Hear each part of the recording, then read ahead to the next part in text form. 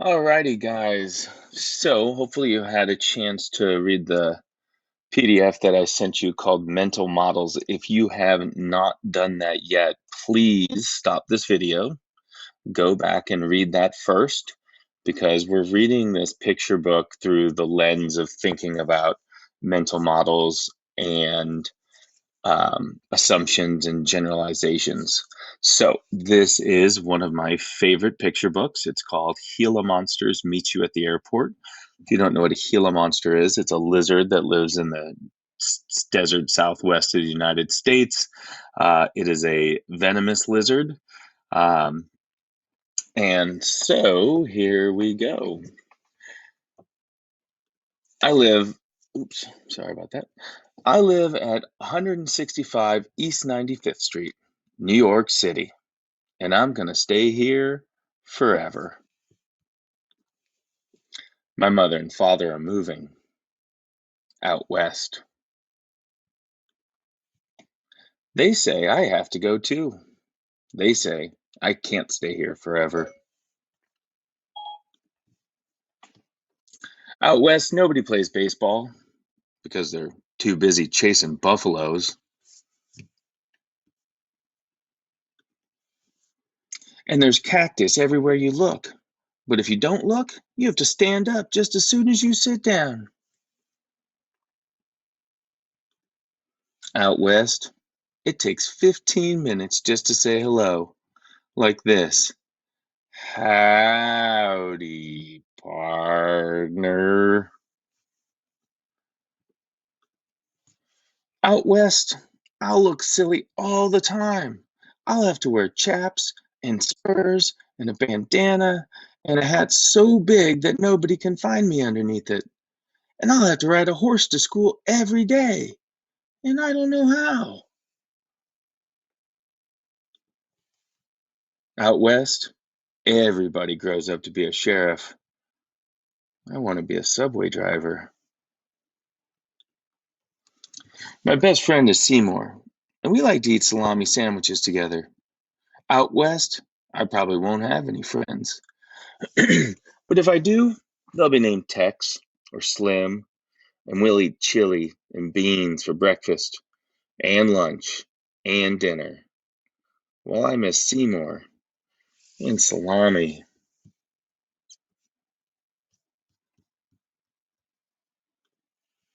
Chapter 2. I'm on my way out west. It's cool in the airplane.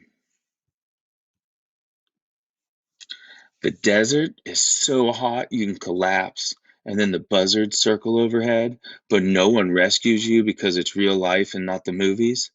There are clouds out the window. No buzzards yet. I'm looking at a map. Before, whenever I looked at a map, I always knew my house was on the right. But no more. Now I'm in the middle of that map, and I'm going left, left, out west. Seymour says there are Gila monsters and horned toads out west, and I read it in a book, so I know it's so. But Seymour says they meet you at the airport.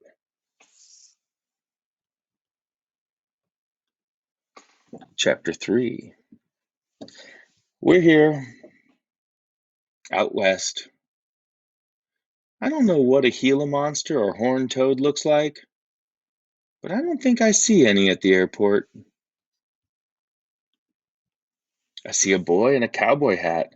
He looks like Seymour, but I know his name is Tex. Hi, I say.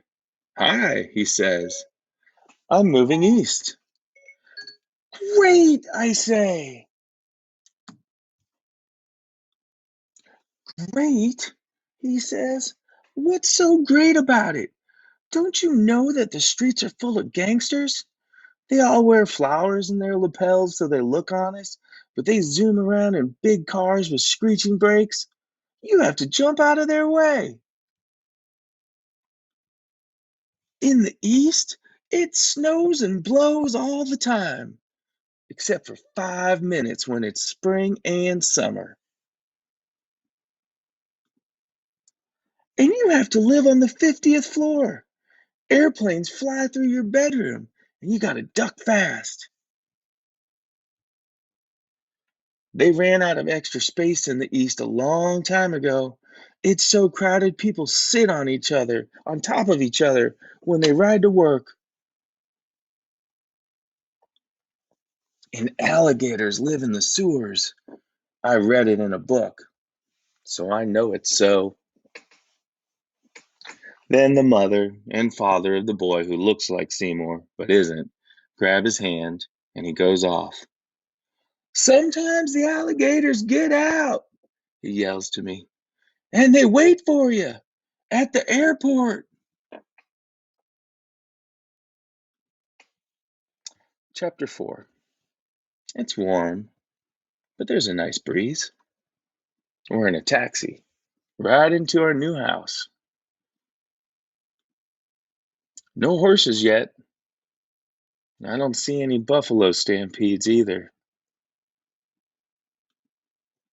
I see a restaurant, just like the one in my old neighborhood. I see some kids playing baseball.